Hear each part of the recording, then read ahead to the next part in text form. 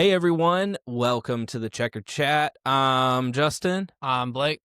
And I almost said the wrong person this week because he has the same name as the last person we interviewed. We are here today with John, the motorsports enthusiast. What's going on, John?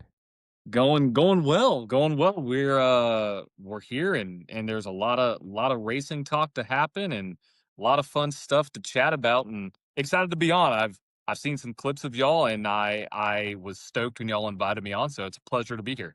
Heck yeah, man. Well, we're excited to have you on again. Thank you for doing this. We Absolutely. appreciate it. And I know that everybody who listens is appreciating the interview series to give them a little bit of a behind the scenes kind of deal, a little learn about the face that you see when you swipe up and you're like, oh, I'm gonna watch this, and not just swipe by it, because Right.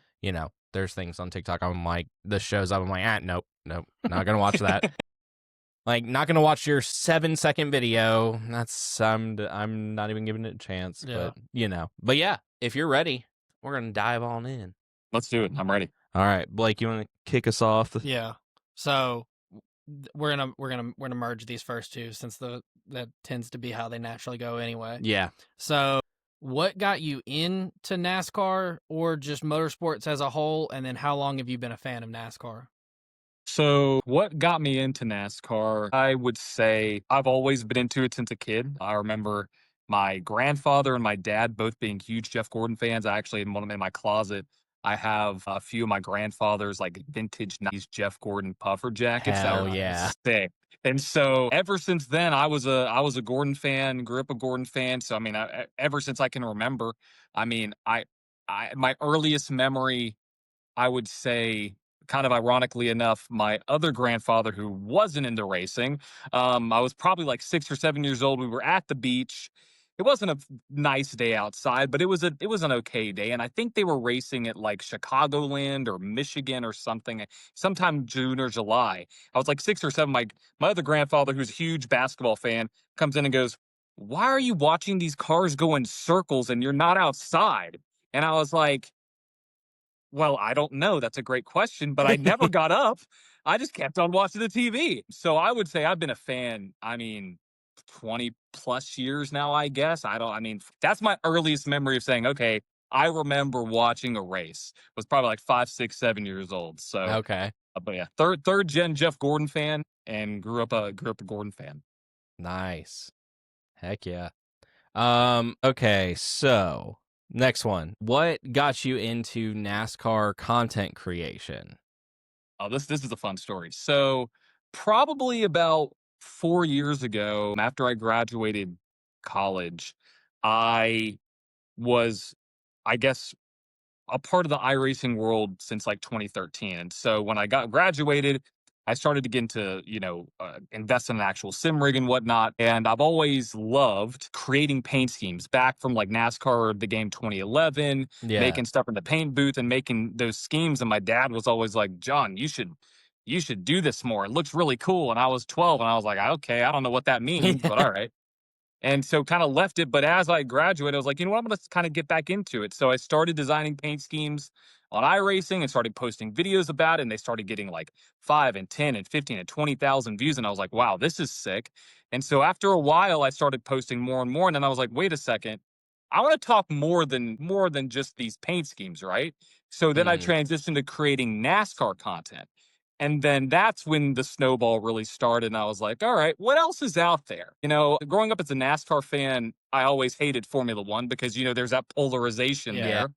And then as I've gotten older, I was like, wow, this is actually pretty interesting because I love strategy. I love the technology piece. I love how intricate the cars are and how fragile changing your line is in Formula One and how it affects the car. And I was like, all right, I'm going to start talking about all different kinds of motorsports. And Yeah. so that's what really started was when I made the transition from creating this paint scheme content to focusing on NASCAR and then changing everything and becoming the motorsport enthusiast when I made that name up. And I've been doing that ever since. So it was ironically a paint scheme videos that I posted just for fun, just to be like, all right, let's see what happens. Heck Yeah. yeah. That's awesome. I do love you're the first one that we've had on who does well, not the first, because I mean NASCAR John kinda talks a little bit about like F1 and stuff, but one of the first ones who like is just overall just motorsports talk and everything. Mhm. So, what would you say to someone who is trying to get into one of the not NASCAR motorsports, you know, F1, IndyCar, you know what I mean? Like where do you start with those? As a fan,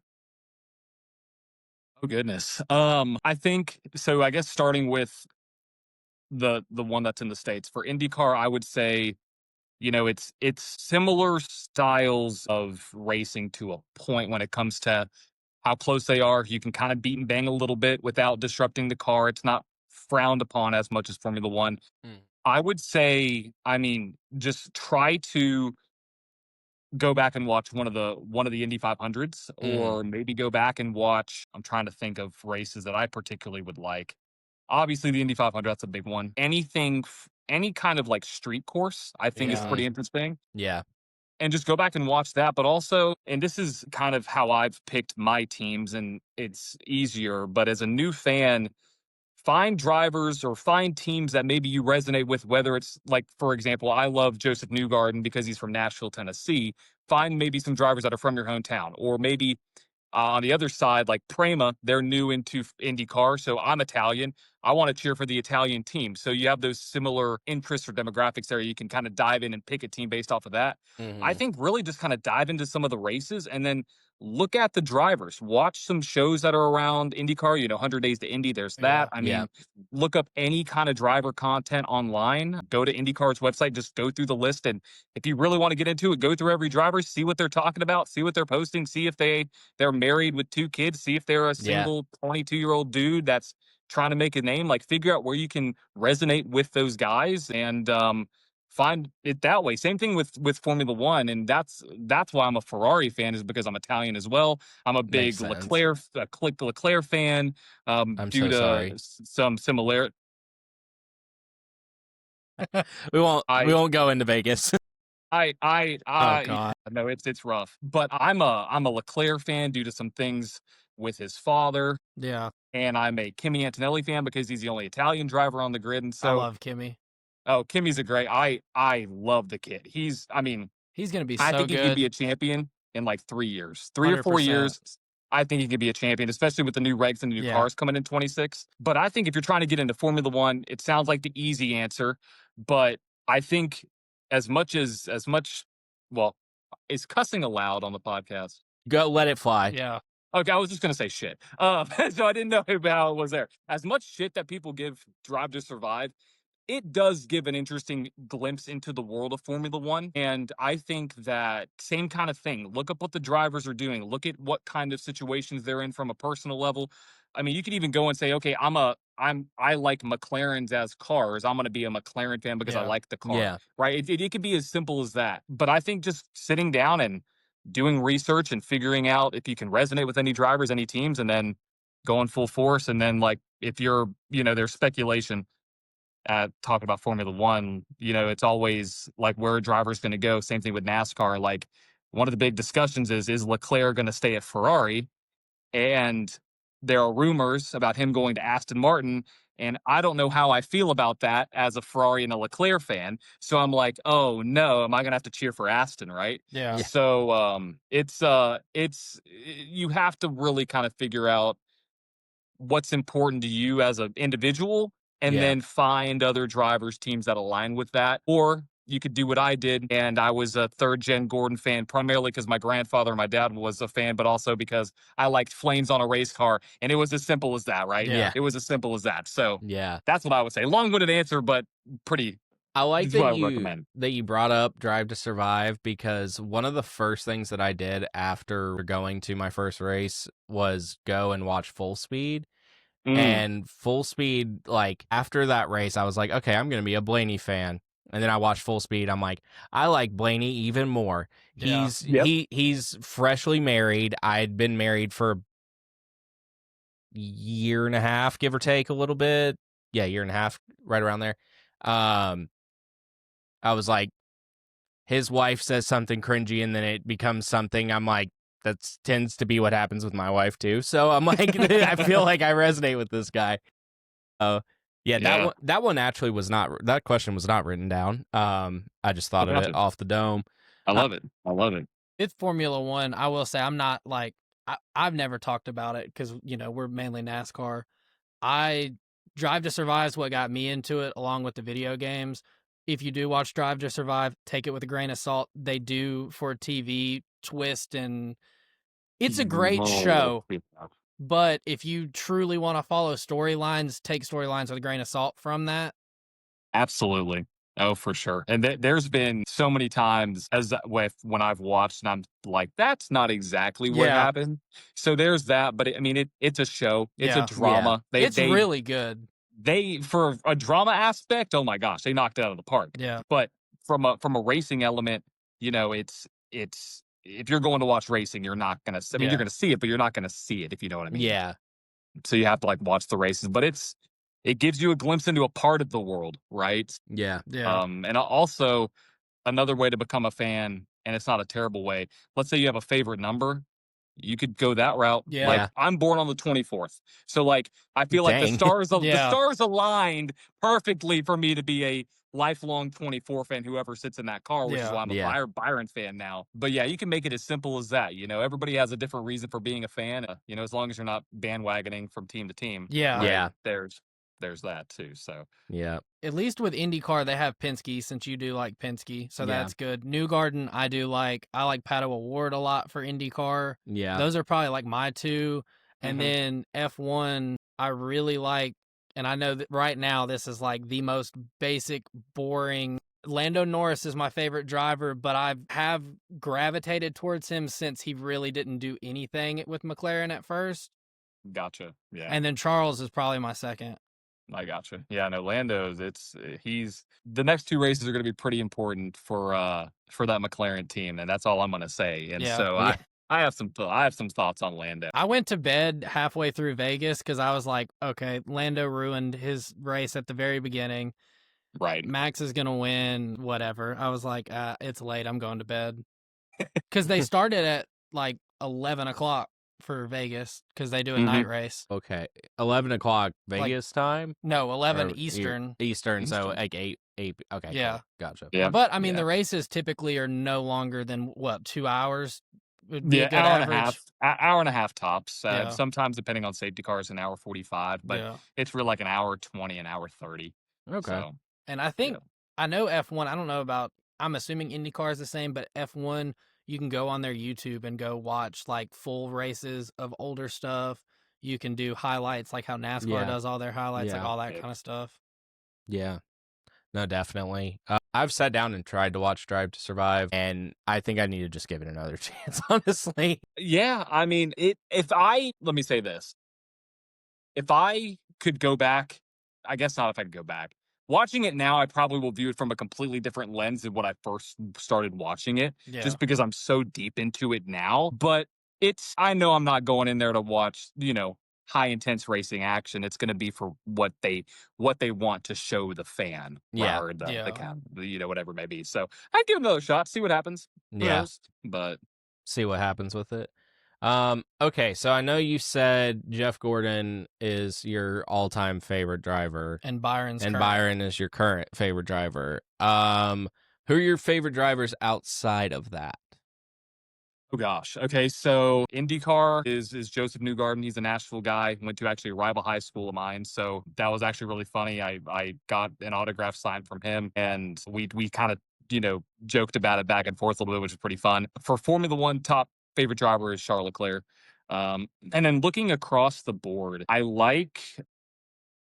Oh my gosh, I just totally slipped his name. It just totally slipped my mind.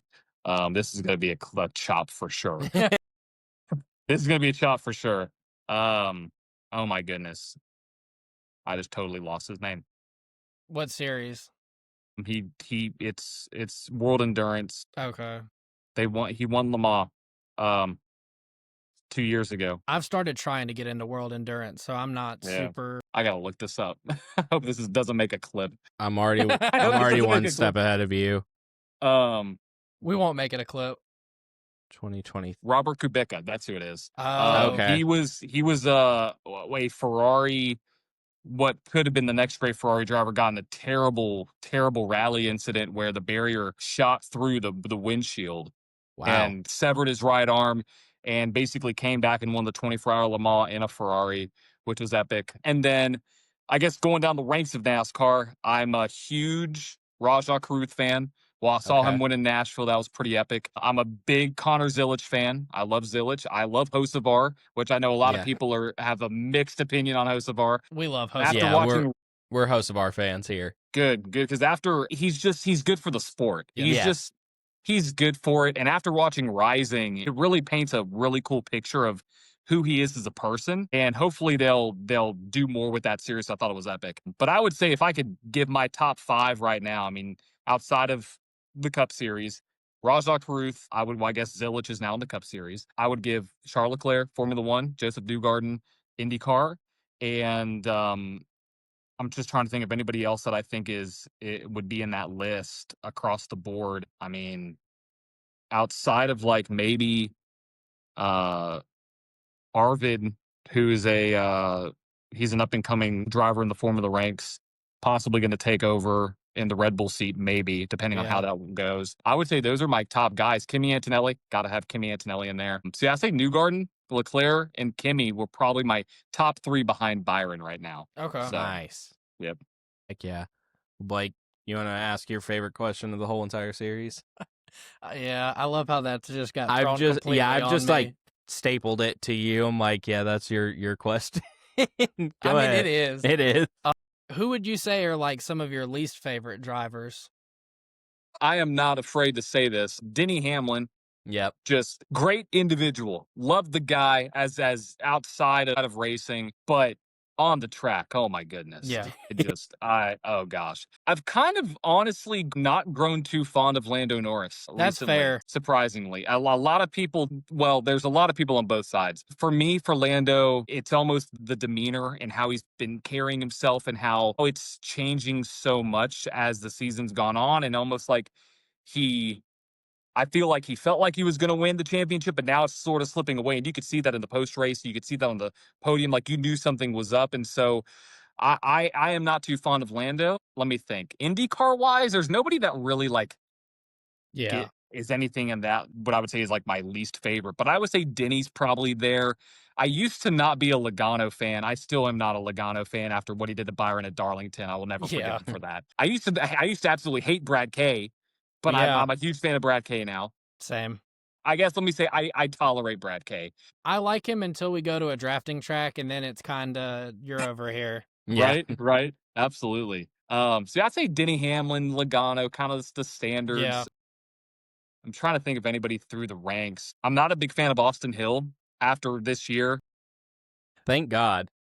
Like, especially with just the way that things were handled afterwards, how I mean, I gotta give him credit. He was gonna die on that sword, but like Yeah. how you're not in the right, dude. Like you Mhm. like I don't know. There I was don't no know way to how, spin it.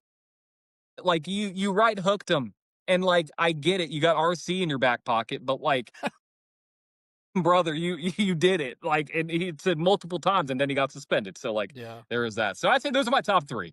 Hamlin, Logano, Hill would be Yeah. my Mount Rushmore of drivers I'm not a fan of. And it's really funny because, we're from Georgia. Our home track is Atlanta. So Mhm. Austin Hill comes out, everybody's cheering. I'm like, I don't care that he's from here. Yeah. This guy sucks. Yeah.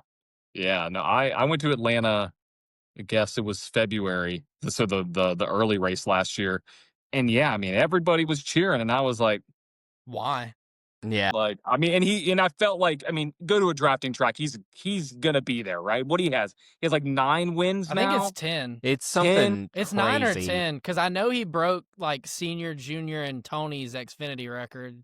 Yeah, it's so he's got the talent. I mean, he can do it, but boy, I don't know. Not Yeah. a fan. Not Yeah. a fan. No, it's like the way he handles himself on track is why he's not getting a cup ride. Yeah. Like I full mean, time, at least. yeah, for sure. Yeah, 'Cause- and I think that's where you're gonna see like I think Jesse Love will probably be full time before we know it. I mean, obviously Zilic jumped the ladder, so Yeah. he's already there. But I mean, on the flip side, Hill may be one of these guys that's like an all-guyer that just sticks around in Xfinity and Yeah. races a cup race here or there at a super speedway and Yeah. just, I mean, I feel like that's where I I can already see that tunnel for him starting to go. But I mean, who knows? Maybe with all this charter talk, Yeah. maybe they'll have another charter for Austin somewhere, somehow in the future. Or what, Yeah. I don't know. Who Yeah. knows? I don't know. We call the like Allgaier and Hill the Xfinity lifers. That's kind of the term we've coined for Yeah. them. I'm not gonna say that we took credit for that. Blake just started saying it, and then I started saying it I too. heard So it somewhere. yeah, I credit to whoever said it, Yeah. I guess. But this next question, it's a little outside of racing and motorsports. What hobbies do you have outside of motorsports? Okay, so we talked about it a little bit in the pre-show. Yeah, I would still consider this a hobby. I love playing guitar. My grandfather, who was a Gordon fan, he got me into it. I need to get back into it because I can pick it up and just go um, and pick up where I left off. So I love playing guitar. Not like a hobby per se, but I almost look at it as a hobby because I enjoy it so much. But I also own my own business. I own a social media agency and marketing agency, so helping Nice. businesses with really. that. So yep. So That's what my wife does. She doesn't own a business, but she's a gosh, what is the word? She's a community manager or something like that. okay, Yep. yeah, absolutely, Yep. absolutely. So yeah, that is my day job per se. I started that as a freelancer in college and Nice. I started the business my first semester, my senior year, and then have been full time ever since. And then stacked the motorsport stuff on top of that. Yeah. So that I'm not like I wouldn't say that's a traditional hobby, but I love it because Yeah. it's cool to me to be able to work with so many different businesses. Mhm.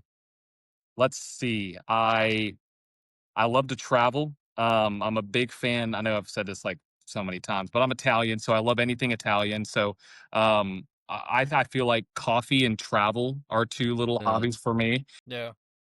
My wife and I always joke about if we could live anywhere, we're gonna live in Italy, and so like that's all. That's a pretty sick North Star at some point. yeah. And I know if I came to her and I was like, Sophia, we're going to move to Italy. I know she would already had a bag packed and ready to Yeah. go because she'd be ready to go and leave, pick up everything. But yeah, love travel. Big into health and fitness. So love weightlifting. I'm actually running my first 5K on Thanksgiving morning, Nice. which Nice. traditionally not a runner, not a Mhm. runner at all. Started training 3 weeks ago for this. I mean, it's only 3.1. It's not like a half marathon or Yeah, anything, yeah, but love the health and fitness side. Um, and I mean, I'm trying to think. I mean, I kind of like a lot of different stuff too. I mean, like I love the outdoors, I love being outside. Um, I'm trying to think of anything that's around me right now that's not racing because everywhere I look, there's racing. Yeah. yeah. Oh, I got like my sim rig over here. Um, I'm a big, just overall sports fan. So big football guy. Um, Loved the University of Tennessee, so love big ball fan. I'm a third generation Cowboy fan, so that's a hobby and a passion of mine. I mean, I have the Cowboys helmet right there. Yeah. And so I would say that those are kind of all my little different hobbies and things. It's kind of a wide mix and a kind of a cluster, but it all Yeah. comes together, right? So Yeah. Yeah, no, yeah. definitely. Me and my wife went to Italy for the first time probably I think it was 2 years ago, something like Hmm. that. And we went to Rome and Florence and yeah, I'm in the boat with you. I'm like if I could live anywhere, I would move to Florence like in a heartbeat. Like I that was so cool. And the fact that you can just hop on a train and be in a different city that's like 4 hours away in like an hour, I'm like, for like Yeah. $30, I'm like, this is sweet. Like, I love this. Yeah, it's epic. I Florence is our favorite city. My wife studied abroad there. Her Heck yeah. when she was in college, so that's fell in love with that. We went there on our honeymoon as well, and Yeah. so it's I'm curious. When were you there? You say you were there about 2 years ago. When were you there? Because we may have been there too at the same time. Okay, we left the week after the fall Atlanta race. So that was, oh my gosh, September? Something like that. Hold on. I can probably You're talking about 2 years ago? Yeah. Hold on. Give me a second. Blake, talk for a second while I find this. I'm looking for dates on pictures. Okay. So on the traveling side, I will share how boring I am. I've been to the Bahamas, and that is the only place I've ever been that was not the Southeast United States. That's epic. I've never been. What's your opinion on the Bahamas? Because I've heard people like it. I love it. Yeah. We did a cruise. Well, I've done 2, but one of the cruises I was like 10, so I don't remember it. But me and my girlfriend did a cruise 2 years ago, and we went to Nassau and then one of Carnival's like private island things. hmm I love it. I mean, you don't like you get a little bit of time to kind of walk around and do your own thing, but we did a like an excursion where we took a boat onto like a tiny little island. They fed us food. They had pigs that swam in the ocean that we got to hang out with. There were That's like awesome. iguanas and stuff. I mean, overall Yeah. I do really like it. I got you. So we were there like September 16th for like a week. Of 23 or 24. Hold on. I think it 24. So that we were there on our honeymoon for all of September of 24. We got married last August and we honeymooned in September in Italy. So we're gonna have to That's connect after this. crazy. We were in the same place as Yeah. we were. So she was in a mix of a job. So she got her master's Mm-hmm. and she was in the middle of a job transition because she got her master's right before she got married. I don't know how she did it. Amazing woman. Yeah. Amazing. And so we got married, then we were on our honeymoon because since I work remote, I can pick up my stuff and Yeah. work from where I need to. Mm-hmm. And so we traveled the entire month of September. And I mean, we were in Rome, we were in Florence, we went to Venice, we went to the Amalfi Coast, we went to a bunch of other Heck little yeah. small towns and day trips. And so there is a high likelihood that we were in the same, Yeah. obviously in the same country, but maybe Yeah. in the same city. I'll have to go back and look because I'm not even kidding. I'm not just doing this just to be like, oh my gosh. I really think the middle of our stint, we were in Florence because I feel like we Yeah. were we were going to stack new places with the place that we've been in the middle to kind of Mhm. relax and then Yeah. stack new places on the back. Yeah. I'll have to double check that because Yeah, that's crazy. I think we did like 2 or 3 days in Rome first, and then we went to Florence, and we stayed in like an Airbnb that was like 0.4 miles from the Duomo. Like literally, the like you Duomo. could lean out the window and see the Duomo, and I'm like, this is insane. Hell yeah. Yeah, I'm telling you, dude, I love it. I am Yeah. obsessed, and so is she. So that's epic. Yeah, I think we stayed. We were across the river, Mm-hmm. and so which we haven't stayed across the river before, but we could walk across one of the Yeah. bridges to get over to that side. So yeah, we're gonna have to talk about this more because we Yeah. may have crossed paths It's somewhere probably there. a good chance that it probably did happen. That's epic. I This is love crazy. it. I love it. Oh my gosh. Okay, so the next question we have, what was so specific to NASCAR, what was your favorite moment of the 2025 season? William Byron Daytona 500 back to back. Easy. Nice. Easy. Got the you can't really see it. Got the die cast right there. Is that my note? Right there. It's kind of hard to see. I got the die cast for it. That I think was my favorite moment because it knowing, a lot of people have talked about, has the Daytona 500 lost its glamour? Uh, and I don't think it has. I think it still has that importance. I say that would probably be my top moment of the year because it was back to back. It was Byron, and the way that he did it. I mean, the last 2 times. He's been at the right place at the right time the last 2 years. Yeah. Yeah. And so, I mean, it's rather be lucky than good sometimes, but I feel like that move that he made put him in a great spot, didn't get caught up in that wreck. So I would say that. And then very close second, I probably would say seeing Carruth win at Nashville and hold off Corey Heim. Yeah. Because Corey Heim, just a stud, right? Yeah. And I was sitting there in the stands. I was like, Corey's going to go up there, bump him out of the way and pass him because it's Corey. He has the speed. He has a better car. than the 77. But I would say Rajah winning in Nashville was a very close second to that. Okay. Nice. All right, Blake, this is you love format talk and Oh everything. yeah. I'll let you ask this Um, next one. I was trying to remember how we kind of grouped these. So what with the next gen car, if you were just given free reign for the day, what changes would you make that you think could help? Oh boy.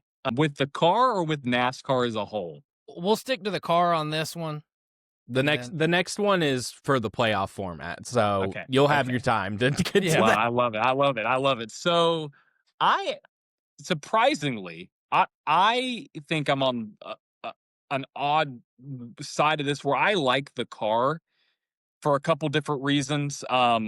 I guess let me tell you what I don't like versus what I do like. I don't like the horsepower, and we're obviously increasing that. So I would increase that back up to 900 or 1,000. There's no reason why it should be anywhere there, any less than that personally. I think letting the teams actually change things and not make it single source. I'm not a huge fan of the single source parts because it really is a spec series at this point. Yeah. And as somebody who has watched other series, especially Formula One and what you can do with those cars, it truly will help. I think if you had teams that you have the manufacturers, but if you had the teams that were able to modify the cars like they would want to, obviously within I think a much wider parameter, I think would improve the racing. But I love the body styles. Yeah. I'm a Camaro fan. I love how the Camaro looks. I'm a fan that Mustang's in it. The Supra I wasn't really hot on, but after seeing the schemes on the cars, I kind of like how they look. As somebody who fancies like sports car racing and stuff, I love how the suspension works. I'm not a huge fan of how easy the toe links are to break, so I would Yeah. change that, make that somewhere, make it better, higher quality. I don't know what that would look like. I mean, I think I would increase the horsepower. I would go away from the single source parts, but I would make it maybe a single source chassis, but make everything else have a wider parameter. And I wouldn't change anything small like the single lug versus the five. That's not really a huge deal to me. I think just opening the rule book to let the teams do what they want to the cars is my biggest core, my biggest issue with the current Yeah. book. Like you can't really do a lot at all. And it's really almost a spec series. So that's what I would do if I had to change the car in a day. Yeah, that's what I would say. So then, I guess to follow along, you still have control. What are your thoughts of the current format? But what would you like the next format to be? Current formats cheeks. I Yeah. Valid. from watching other disciplines, I'm a big proponent of merit when it comes to a champion. And yes, by the current rule book, the champions that were crowned did meet the criteria. They did everything they needed to do. So they met the merit of the current format. Do I think that is representative of what the field needs and what the overall talent level is in NASCAR? No, I think that they need to go away from this system. I think either introduce a total point or introduce the 10 race chase where it resets. You have the top 16, you reset the points from there and let them race off into the final 10 because there's enough diversity in the final 10 races to where you could say, okay, you have every style of track that you need to be good at and you could the driver can show truly what they're made of from all these different formats versus having a round of three here and a round of three there. I think get away from the rounds. I think you go back to that because I mean we everybody thinks it, but taking aside my Zilich bias, you know, congrats to Jesse Love for winning the championship, Yeah. but Zilich had a historical year Yeah. that in any other form of motorsport, more than likely he would have been crowned the champ, right? So it makes me think like I would like to see a championship represented by consistency, by season long merit. If you want to have a true playoff, just break the last 10 off and do its own separate playoff, run total points. Whoever wins the championship wins because I feel like 10 races is a big enough sample size to say, okay, if you can be good at Bristol, at Talladega, at Martinsville, I guess New Hampshire. No, New Hampshire's out of it. Or is New Hampshire in it? New Hampshire was Point. this year. Yeah. So then you have Homestead, obviously. So you have all these different kind of tracks, right? Kansas, that's a big enough sample size for him to say, okay, if you can conquer that, you're a deserving champ. Yeah. Yeah, because and one thing I've always said, at least in these interviews, is if you went back to the 10 race chase, because I would rather full season, but like you said, it's enough sample size, and it's a good compromise. You still get natural cuts in there because you're going to have somebody that 2, 3 races in just isn't shaken out to have the speed, and they're going to separate. Yeah. And to me too, like my limited Formula One knowledge, like yes, it's season long, but to an extent, like people get cut at different times of the year, and that still makes it entertaining. I don't think it loses any like shine because you know that the racing bulls aren't gonna like who stacks where, the Yeah. midfield, and like yeah, McLaren wrapped up constructors really early this year, but they're still drivers. Like I don't think it would lose as much, I guess, like, shimmer at the end of the year as they think it would. I agree. And that I think the 10 race will somewhat, depending on how they would do it, but like reset it a little bit. Yeah. Because if you have, I don't know if it would be, you know, stage points or if they would do reward playoff points. I don't know how they would want to do it. But like you said, you would have that natural cutoff, right, to 16.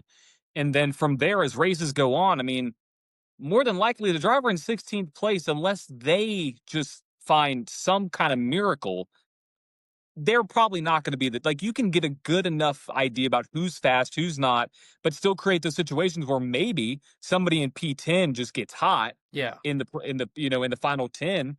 I mean, like similarly, I mean, I don't think anybody should ever count them out, but like for Max Verstappen was 104 points back. Like if he goes on and wins this, which people were like, there's no way he's going to do it. I mean, that's a good example of what could happen if you Yeah. have a total points and you're not ruling somebody out that's, not mathematically out of it, but it's very difficult to overcome it. So yeah, give me a 10 race chase, please. Yeah. Because I Also, I feel mean like I'm saying that because I grew up in that era as well, right. being on the back end of the total point, then getting into the 10 race, I guess it was '05, right? Was introduced It was '05, around there, I'm pretty sure, '06. yeah. Yeah. So I would love to see the 10 race chase come back. Yeah. And I like, I was a big Tony Stewart fan growing up, so I have bias to the 10 race chase, but some of the seasons he put together where he was good, he was all right, but then summer hit, 10 race chase is about to start. I mean, he turned it on and he could go from the bottom of the chase format to competing for a title. So like it's possible. Yeah, it is. I think it creates interesting stories too. I think it's a different story, but I think it creates a good story as Yeah. well. Yeah, I agree. You want to take the next one? Yeah, sure. Alrighty. What is your all-time favorite memory of NASCAR racing? All-time favorite memory. Boy. Uh, It could be um, anything from like a race to a beef to Gotcha. Gotcha. Anything. Anything. Since I haven't seen William Byron win in person, I have to write that off the list. That's not on it. I would probably go back and say when Jeff Gordon won at Martinsville in 2015, because I mean, that was on obviously the back end of his career, right? And it was like towards the end, but him winning that race, I still get chills like watching the clips. So I think that would be up there. And then if I had, I'm going to give one for like an in race situation because I've been to a handful of races. I've been to Bristol, I've been to Kansas, I've been to Atlanta, I've been to Talladega multiple times.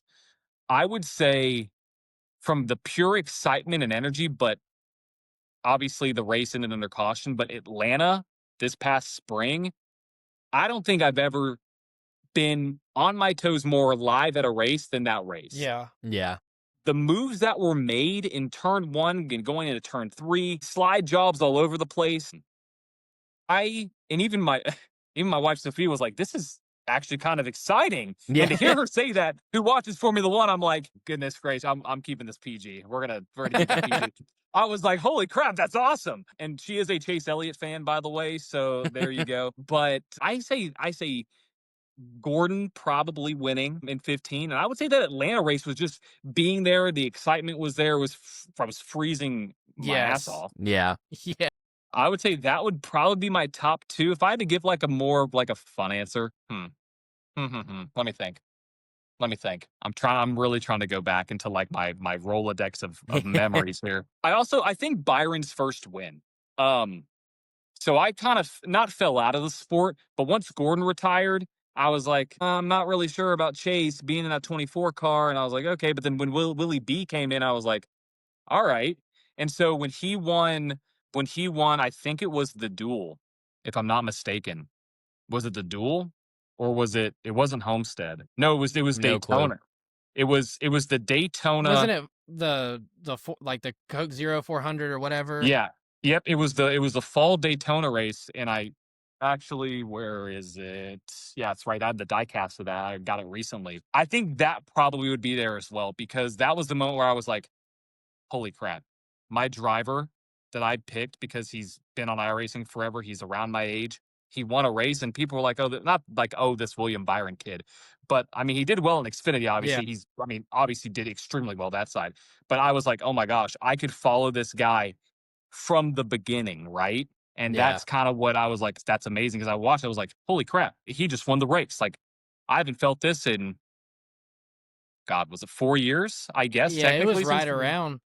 Yeah. So I think that was probably up there too. So, Yeah. yeah. Heck yeah. That's a good one. You want to take the next one? Yeah. So looking on to next season, what would you say you're looking forward to most in the NASCAR season? Whether it be like a track getting their date back, schedule change, anything like that. So I'm looking forward to, obviously, Chicagoland coming back. That's going to be a crazy date. I think it's going to be a night race too, so that's going to be fun. I'm really excited to see what the Coronado Naval Base is going to be, Yeah. because that Yeah. I think it's going to be slick. I think it's going to be pretty. I would love to make it out there. And then also, I gave this hot take.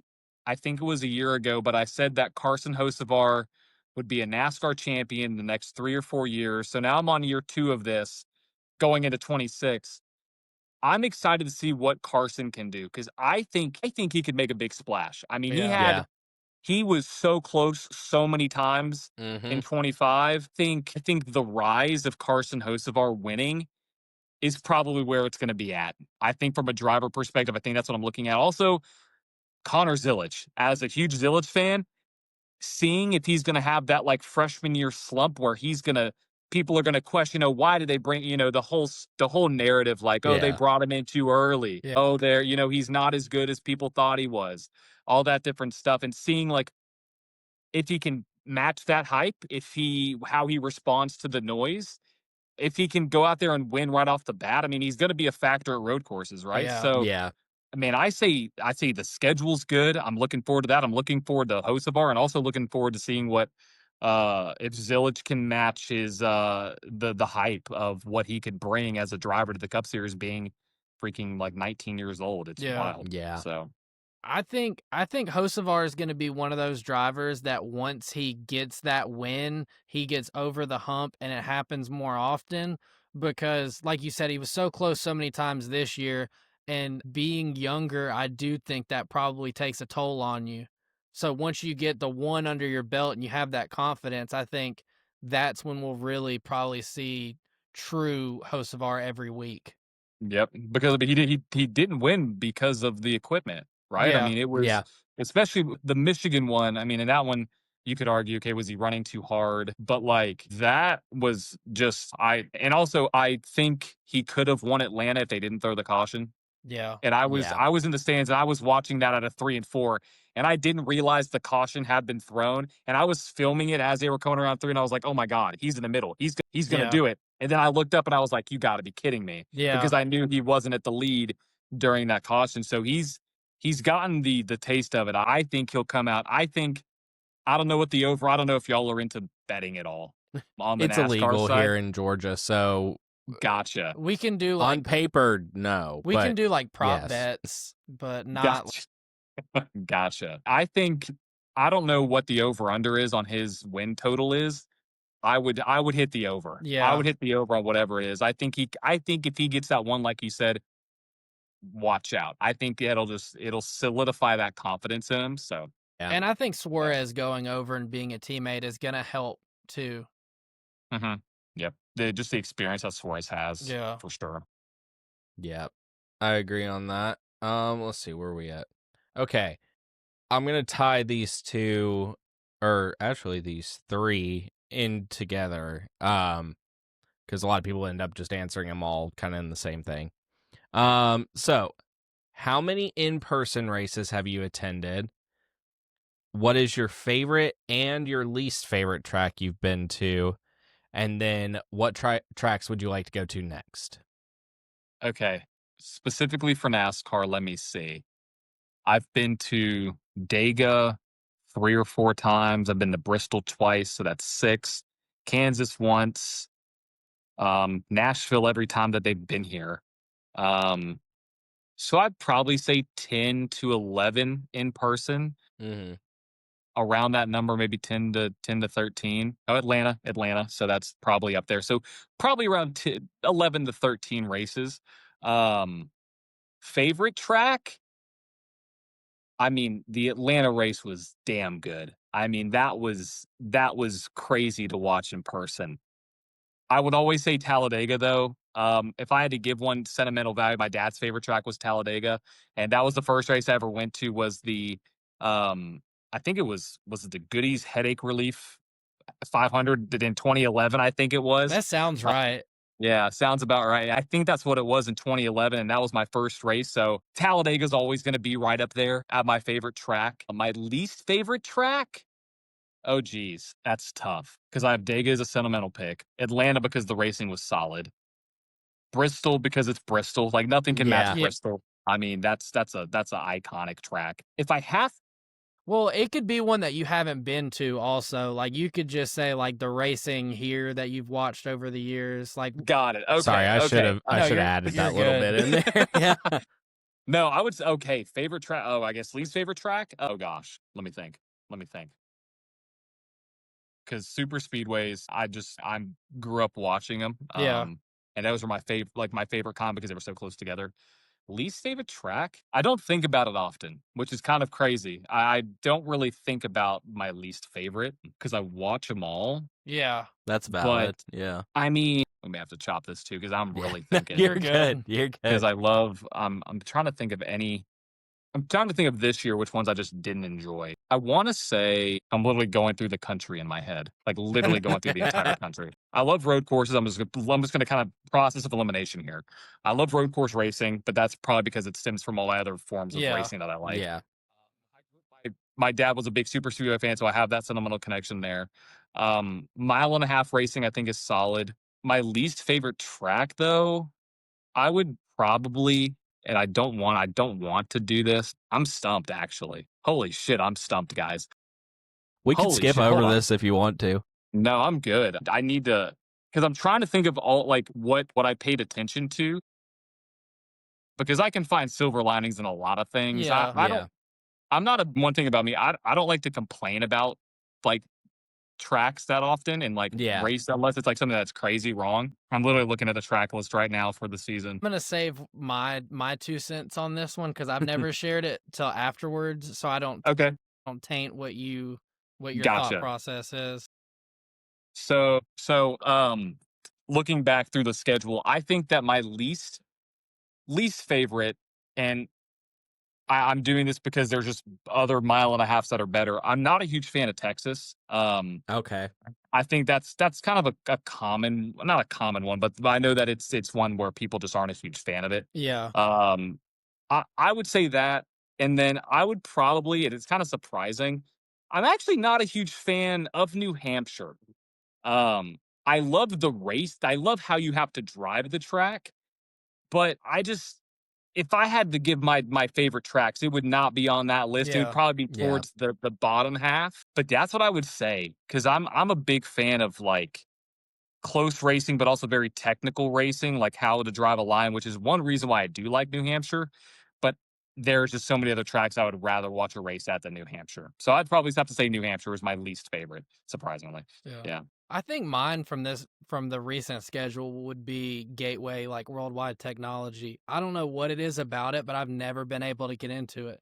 But I like interesting. IndyCar racing there, which is so weird. I can't make it make sense in my head.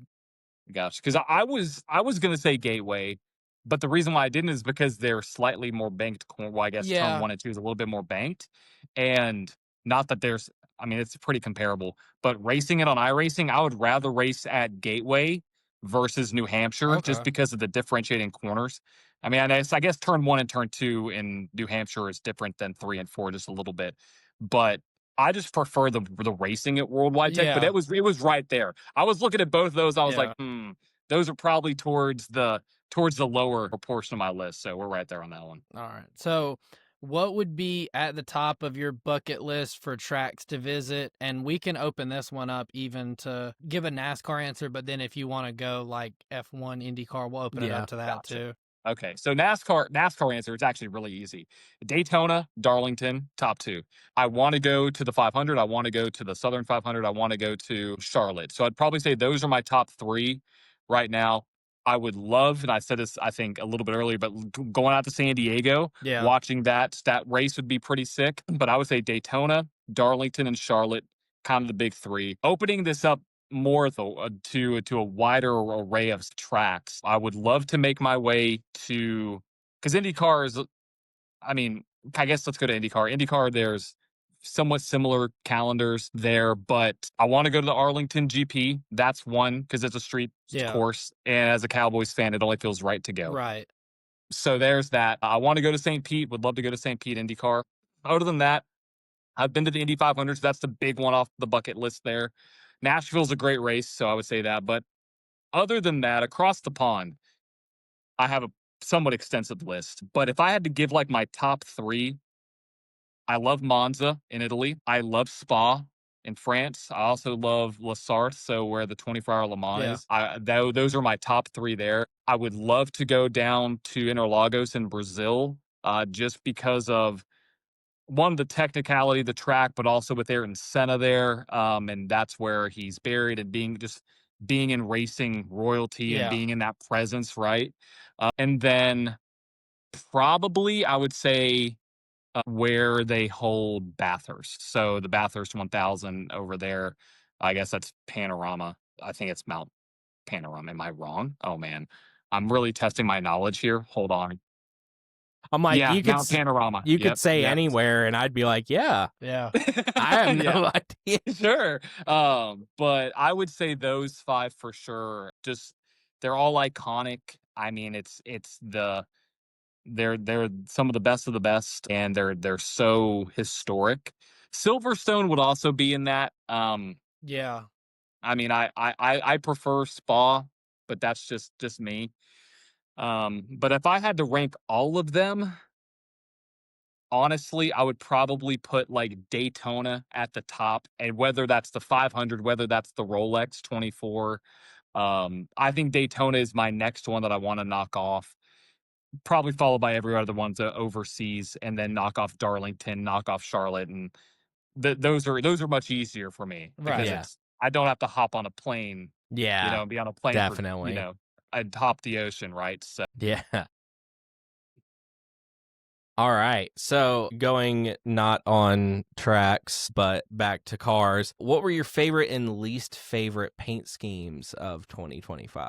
oh gosh, okay, I'm ready for this one. A cinnamon toast crunch. That is probably it was in my top 10 list. It was my number one for 2025. That may be my like in my top five of all time. Yeah. I felt like I was a kid again. Like, I'm not kidding, guys. I got the shirt. The die cast is coming in December. And for the first time since I was 6, went to the store and bought a damn box of Cinnamon Toast Crunch. So, like, which I need to go to the store after this. So I may actually grab one now that we're talking about it. That would be up there. I love Josh Berry's throwback this year Yes. to Clark at Indianapolis in the Lotus. I mean, that was an epic car to see. And I guess sticking within this year, I'm trying to remember what my original list was, but William Byron's throwback to the last ride, because that was probably one of my favorite moments in motorsports, was watching Jeff win at Martinsville, but then run that car because it's such a sick paint scheme. But then him running it, basically the throwback was identical to what Jeff drove. It's one of the rare times that we can see a throwback scheme that is similar sponsor. It's almost identical to what the throwback. I mean, if you want to consider 10 years or 12, 11 years ago throwback. Yeah. Yeah. But I would say that for the 2025 season, Cinnamon Toast Crunch all the way. All the way. Yeah. Oh. No, that berry scheme I feel like was super slept on, because that thing, like, I'm not even an IndyCar guy. Like, I thought that car looked super cool. Like, I Yeah, loved yeah. it. And then they were like, oh, yeah, they were Wood Brothers were asked to run it at Indy, and then they didn't run it. I'm Yeah, like, what happened? I don't know. I think They it was from the literally because PPG was like, or I think that's the company. They were like the title sponsor for the track for the Brickyard weekend. Okay. They have the sponsorship with Josh also, so I think they probably outbid on that one. That makes sense. probably. Okay, least favorite of the year. Least favorite paint scheme? Okay, because I remember I made a video on this. I would say Josh Berry's Under Armour, where it was just like basically just black. It was the matte black, kind of like two-tone. It was very bland. I think did he run it at Martinsville? Hold on. Now I'm trying to think back. Because I don't remember Under Armour sponsoring. No, my Body Armor. I said Under Armour, didn't I? Wait a second. Ryan Blaney's Body Armor? Yes. Okay. Yeah, Ryan Blaney's body. If I said Under Armour, then I was totally mistaken. No, there. you're good. You also said Josh Berry, so that threw me for a second. I am yeah. I just completely ruined my credibility there. No, you're as the good. motorsport You're good, enthusiast. dude. No, but Blaney's Body Armor scheme that he ran, it was just so plain. Now I like design elements, but what's up? You could stop looking at me. I liked that car. I'm sorry, but I was like the only person, I guess, that liked it. The whole time I'm looking up here at the layout for the podcast, and Blake's just going, well, I'm like, because that week it was such a topic between us that I was like, this is arguably the worst Body Armor car I can remember, and I love the Body Armor cars. And Justin was like, no, I love it. And I was like, I don't. So I finally have somebody on my side. Bro, you've had the whole world on your side.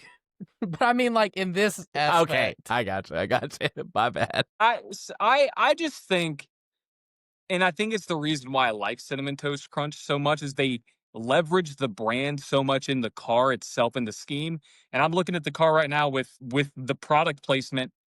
Besides the number outline and besides the rail in the car, it's plain. It's just, it doesn't do a lot. But also on the flip side, it's very clean. It's very intentional. So like I get it, but if it were me, I'd want to see like the Body Armor drink splashed on the car or something that makes it pop a little bit more. So I'm sorry, I have to vote down. I get it. Thanks. I appreciate that.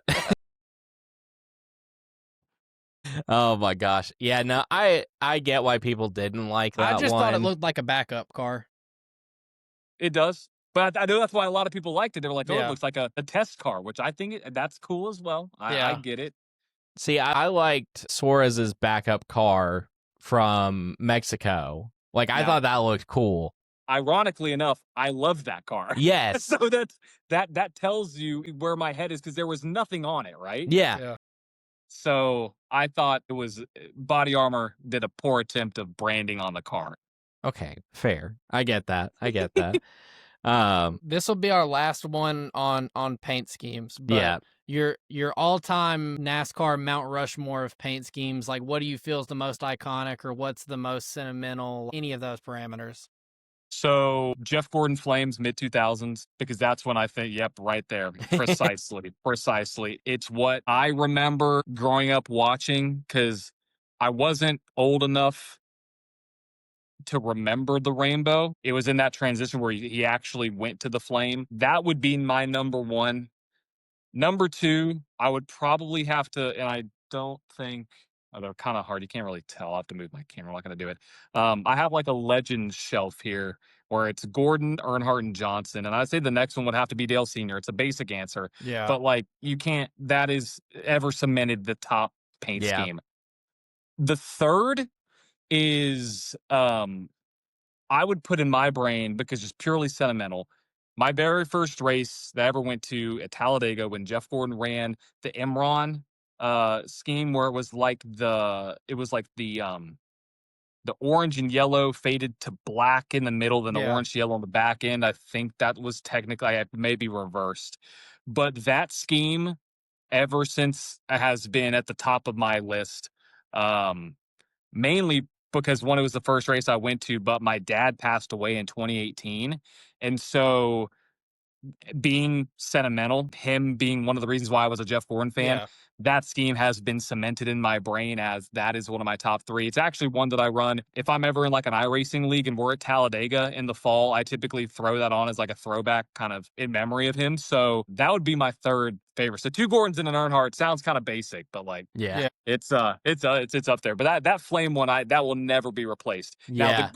the Byron one from this year though gave it a nice little run for its money because of how similar it was. Hmm. You know, I mean, it took me right back. I was like, wow, that looks like Gordon out there, but it's Yeah. not. So, Yeah.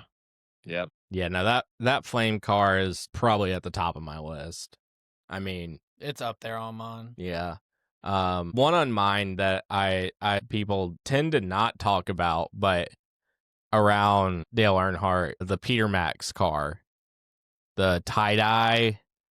It was that one off. He is a one-off. I don't know what, I can't remember what race he ran it in. It was either it might have been the All-Star race, but it was it's like the very vibrant color, like nobody ever expected it because he always ran black. Yeah, Yep. that's I love that. Yeah. I'm a huge fan of bright paint because you can remember him, right? Yeah. Everybody's going to remember that car. Whether you like it or not, you're always going to remember it, right? yeah, So, no, I'm a huge fan. I'm a huge fan of that one. yeah. That one's definitely up there for me.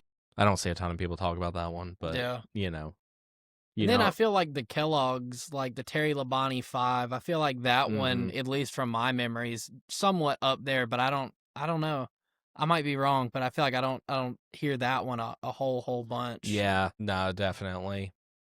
Okay, so that wraps up our paint scheme question portion. So, as we can see, there's a lot of NASCAR and different memorabilia behind you.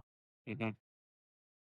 What all do you collect? Maybe easier for you to say what you don't What it collect by the way it looks. And I'm gonna add a little, I guess you'd say caveat or another question within this. What is like your NASCAR holy grail that you own? Okay. So what I don't collect, it's very slim. The list is very short for what I don't collect. I guess let me think about this. On the shelves behind me, it's primarily 24 stuff Mm-hmm. because I'm a Byron Gordon fan. But I have Jimmy Johnson's first win. I have a Rebel Bourbon Kyle Busch right here because I just Nice. love the bourbon car. Yeah. I have an IROC car up here. I have a couple Formula Ones in the back. I have Joseph Newgarden's Indy 500 car. So I have a wide array. I actually just got my first IMSA car Nice. this past September. I can't remember. But those things are pricey because they only make like 1,000 of them.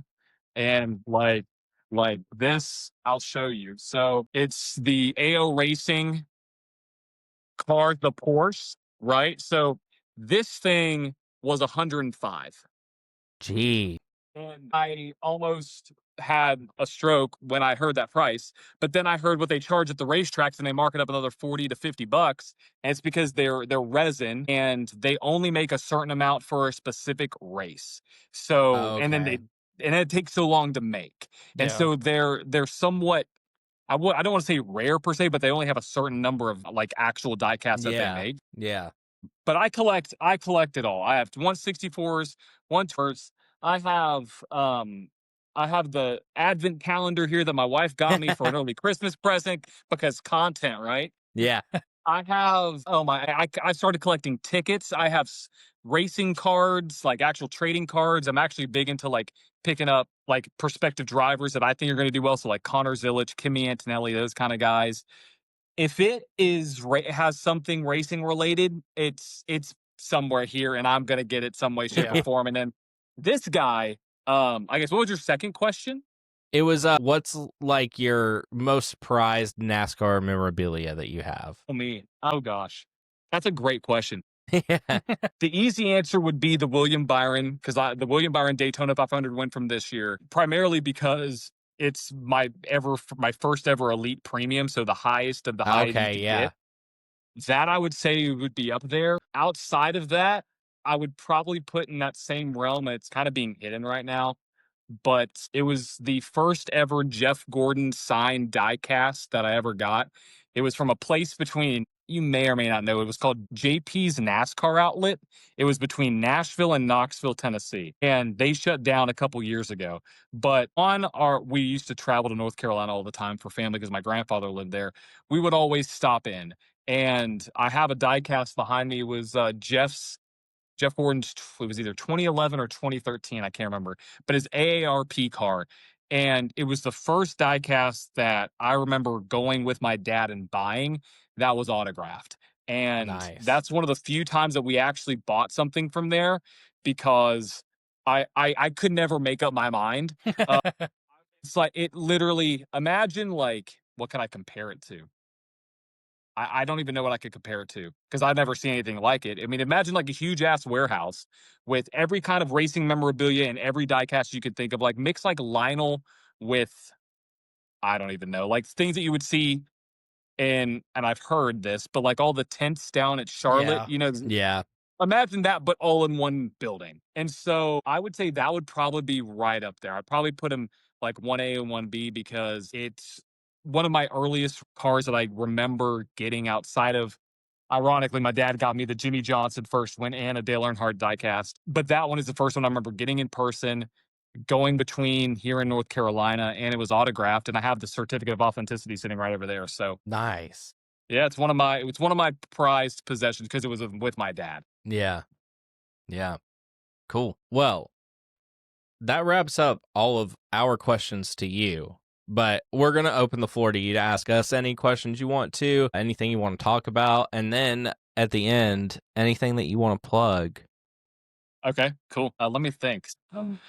We could talk about it because it's on the slate. What are, since now that we all know a little bit deeper about the situation, what are y'all's thoughts on the messages that got leaked? I had to do it, guys. Yeah. I had to Yeah. do it. It's there.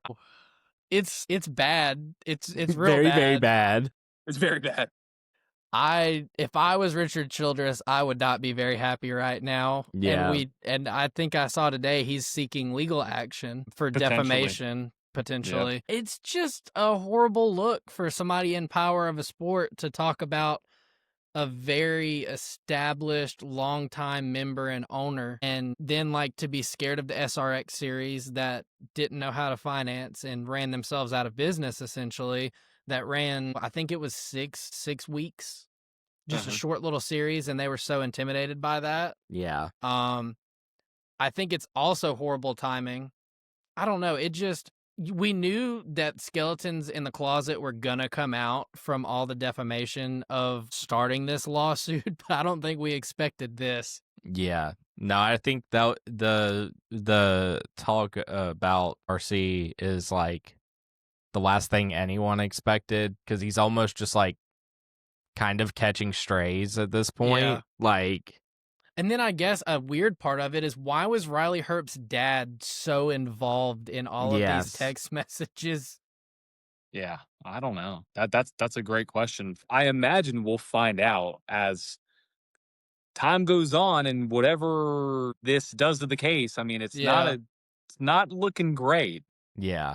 Not looking great. So, okay, let me think. I have some other questions. So, I see 4 die casts on the table there. So, what, and I guess open it to both of y'all, but like, what is your favorite die cast that you have in your collection? But this is 100% one of the easiest answers of my life. You want me to grab it? Yeah. I'm going to see if you grab the right one. I know which one it is. I hope you do. Show and tell. Show and tell. Yep. Yeah, that's it. All right. So this one's my favorite. This is Jeff Gordon, Bush Series, Star Wars Episode 1. I'm a Nice. huge Star Wars nerd. I literally have Star Wars tattoos. That's epic. how deep it is. I love this car so much. So much so that we talked about doing a like memorabilia series on the TikTok, and we did one video and it was on this. And then Blake never made his video, so I'm the only one who ever did anything. I'll make them. But yes, this is my favorite. This is okay. 1 to 24 is this one's my favorite. 1 to 64 is because I have a 1 to 64, not like the Lionel brand tower, but I've like made my own tower basically. probably and I mentioned it earlier, the Peter Max Dale Earnhardt. That one, I've just always thought that was such a cool looking car. I like this car so much, it's going to sit on the table. There we go. It's There we been go. added to the set, last minute edition. Blake, your collection's not here, but you have way more than I do. Oh boy. So easy number one answer would be I have the 2022 Chase Elliott Atlanta win 124. It was the first time I got to see in person him win, and then I took it back to Atlanta and did a like a Q&A session ticket upgrade with him and got it signed. So hell that yeah. would be number one. My dad got me I think it's the '08 Dale Jr., the Amp Energy, just the base green and white one. Oh yeah. I would say I guess even just I love that car all around, but that's one that I remember that he gave me. Shoot. And then I guess another one that was a gift was my girlfriend got me the Mountain Dew throwback Dale Jr. Oh, that's a beautiful one. Oh, And that's so good. I got that one autographed by Junior at the Fan Day last year, and the '01 baseball car. I got that autographed too. Did you get the late model? I didn't. I have the 164 of it. I haven't pulled the trigger on getting the 124 yet. Yeah, that's actually one thing I don't have. I don't have a late model in my collection. I have 164 late models, but I haven't pulled the trigger on 124s. Yeah, I gotcha. But and then in front of us, I mean, I was a huge Tony Stewart fan growing up. So this is Justin's. Mine's at home. But I went on a Facebook marketplace spree for a minute. This is a clear 2002 All-Star Game Dale Jr. car. And then the 3 is like a color chrome, so it's silver instead of black. Oh, that's sick. Yeah. That's awesome. I love it. I didn't even realize that was silver until I just picked it up and you pointed it out. Honestly. Just learning things. Learning things all the time. Always learning. Okay. I haven't got super deep into sheet metal, but I have a Brandon Jones fender from a Talladega race I was at when he wrecked with Junior. Lily's got an absolutely destroyed piece of Allgaier's car from that same race. She has a Bowman, she has the entire side panel. The full rear fender of Bowman's car from the Atlanta race. Holy crap. I don't remember if it was her first Atlanta race, but it was one that we got to see in person, and she got it signed by Bowman at the Hendrick Fan Day, and I can't remember. I think Blake Harris signed it too, because he was doing a Sirius XM like live show, and the line went right in front of it, and she's just up there holding this fender, and they're like, "So what?" Excuse me. They're like, "So what race is that from, Blake? Do you remember?"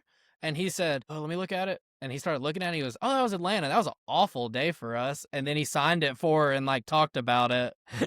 That's hilarious. Y'all gotta find out when y'all finally move in together, like a way to incorporate like that stuffed furniture or whatever. Oh yeah. I don't know. I've always said I want to get a race used tire and make like a table out of it for a man cave. Like just put a little. He's moving. Oh no. Hold on. Oh, okay. It's not. It's not we're gonna talk. This is a great piece of content. This is not a NASCAR tire. This is a tire from an Aston Martin GT3 car off the streets of Nashville when they raced at the Music City GP. This is probably one of my favorite pieces because you could see like the wear on it. You could see all the marks on it. Came off the 8888. And you can see the Pirelli. Where is it? Yeah, the P0 right here. You could see this thing is heavy. The Pirelli right there. So when you said furniture, when so we weren't married yet, but when my wife moved in, this was actually a coffee table in one of the main living areas. You can see where this is not a coffee table anymore. It is over here on the side. So I feel like that is, and we have a garage that I want to put it in. And because we like kind of transferred it or like completely renovated our garage and turned it into like an entertainment space. Nice. This is going to make a piece in there, put a piece of glass on top of it, make it an actual coffee table. But for now, it's just sitting over here on my wall. Yeah. You got a tire, I think, is like cements yourself as you are too far gone in the sport, but it's okay because we love it. It's Yeah. all good. It's all good. So Yeah, that's hilarious that you just straight up just pulled out a full ass tire just right there on the it's just spot. there. Had It's it Yeah. just ready. there. Like You're like, perfect, I can bring this out. I hope that makes a piece of content somewhere because I Yeah. literally was like, all right, you said tire, and I hope you were gonna say because I want to see this thing Yeah. in up in here. So yeah, it's crazy. Like when you start looking at it, and this is what I like geek out about, but like when you start looking at like the gravel and like the rubber buildup and where it is on the tire, and Yeah. when you get up in close, same thing with like sheet metal, seeing like where the scratches and the dents and the tire marks are, whatever it is, it for me, it tells a story, Yeah. and that's Yeah. why like I have so many die casts, and this is a question I'm going to throw back to y'all, but my favorite kind of die cast are race wins because it tells a story. Yeah. So Yeah. like I love getting race win die casts. So I think that is a same thing with like a tire or a piece of sheet metal. It tells a story. Yeah. So like, do y'all have any race wins? If you do, what's your favorite? So I don't have any 1 to 24 race wins, but I do have 1 to 64s. Probably my favorite one that I have is probably from my first race, Daniel Suarez, Atlanta, 3-wide finish. That one, literally, I bought like it's a winner's circle kind of thing. So it's on a stand, and for all the ones that are in stands, stands don't go well in a tower that I've built. So I bought a special screwdriver to take them off the stands. This is the only winner's circle that I own that is still on the stand, and it still has his card behind it and everything. But literally on my Christmas list this year, and Mal, if you're listening, it's on my Christmas list. 1 to 24. The 1 to 24 of that. That would be freaking sick to own. So I have I have on pre-order the Atlanta race version, the Chase or the race win from Chase Elliott this year. He ordered that from the trunk of my car after. Nice. Yeah, Nice. pre-ordered it in the parking lot. I have the 22 Atlanta win, the one that was my favorite. I got the Charlotte Xfinity race win from when we went last year to the Coke 600 weekend, and I got to see that one win. Don't you have Chase's Xfinity race win? Yeah, that's the Charlotte one. Oh, yeah, my bad. No, Sorry. you're good. Then Lily, she has the Checkers or Wreckers Josh Williams car that he parked on the start-finish line. No way. Yeah. That's epic. That's epic. See, those are the things where like they're more than a die cast because it tells the story of what happened. Yeah. And that's like I have like the Daytona 500 William Byron's wins for me. Like that tells a story of me as a fan, but also watching it live and shedding a little bit of a tear because I'm over emotional about my teams and drivers. Don't worry, this guy knows about shedding a tear or two.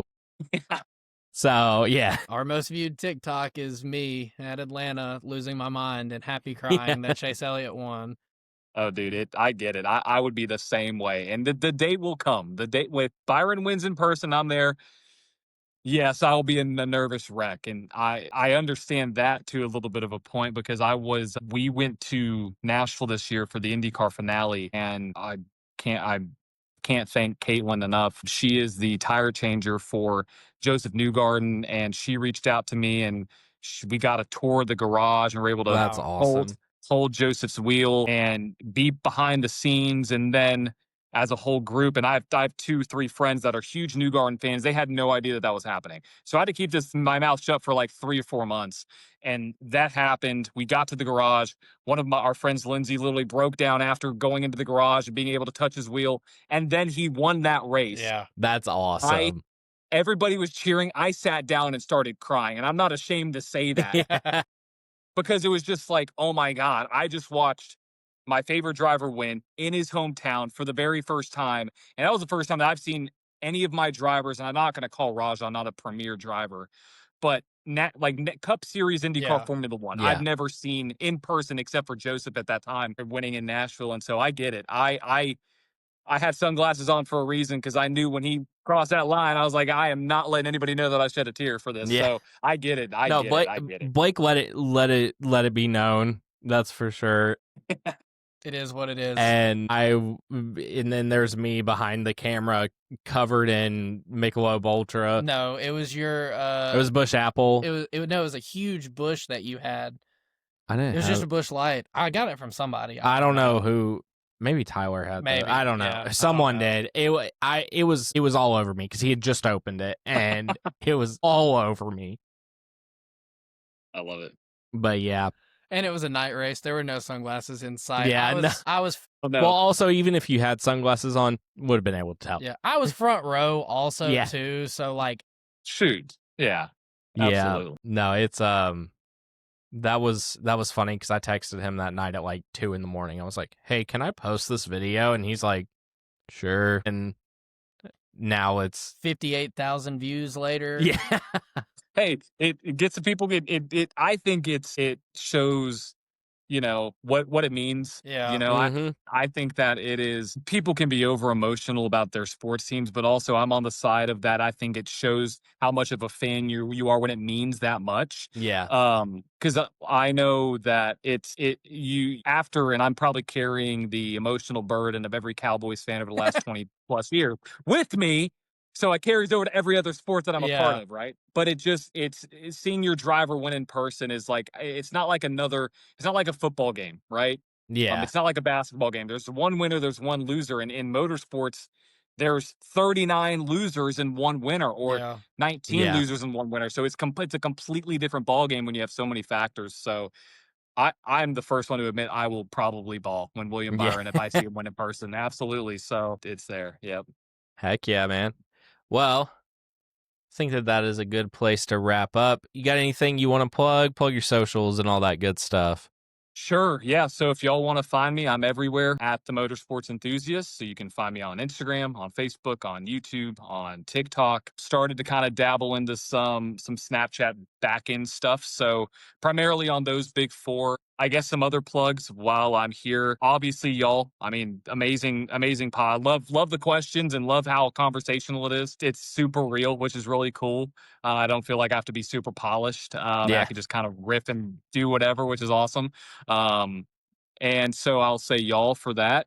Thank you. And then I would say if you want to get any kind of big motorsport coverage, I'm affiliated with ATYL Media. So Taylor Kitchen and the whole gang over there, we cover all different kind of motorsports, and we have a lot of different shows that are going on. And so that's over on YouTube, and you can follow us on that. But my primary socials are, if I can remember them, because fun story, I'm actually on my second TikTok account.